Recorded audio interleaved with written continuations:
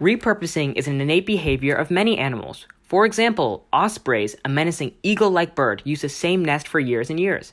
Meat factories reuse animal trimmings to make the pulp that goes inside hot dogs. And even your parents repurpose the same Ziploc bags for 6 months until they're no longer transparent, hold anything, or even seal. However, today I want to repurpose one of my bird of the days. This particular bird of the day is a shout out to Jeff, the science teacher. While I was in 5th grade, he told me about a place he recently visited in California called the Eisenberg Crane Reserve. As you figure out from the name, today's bird is a crane, more specifically, the Sandhill Crane. Now, the Sandhill Crane is widespread over the United States and Canada. The European counterpart, the common crane, is very similar, but has affordable healthcare and well-funded public education. Inside the United States, however, the Sandhill Crane has diverged into many different subspecies.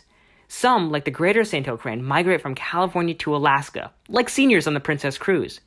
Others, like the Florida Sandhill Crane, just kind of chase around alligators, party on spring break, and do other Florida stuff. And finally, a rare subspecies was actually first discovered by the Soviet Union called the U crane. Cranes seem like large, awkward birds, but in fact, they're very elegant. They do this courtship display where they flap their wings, bow their heads, kick their legs, and start jumping and leaping and become more hyper than a kid who accidentally ate 3 vitamin gummies instead of 2.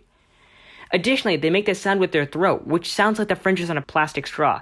However, if you know what that sounds like, you're not helping the turtles.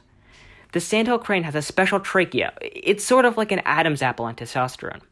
The reason for their name escaped me for the longest time, like sand through a sieve, but I finally dug my head out of the sand and looked it up. Apparently, there's this place called Sandhill, Nebraska, where lots of cranes pass through during migration to refuel because of all the sand witches there. Now, an important piece of information is to never upset a Sandhill Crane.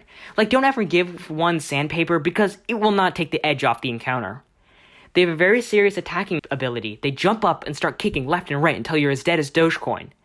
However, if you just leave them alone, they're really special creatures, and I'd highly recommend going to see their migration this winter in Lodi.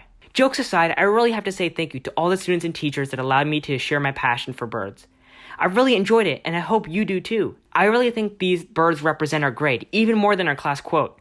So as we migrate into high school, just remember to use your cranium. Thank you.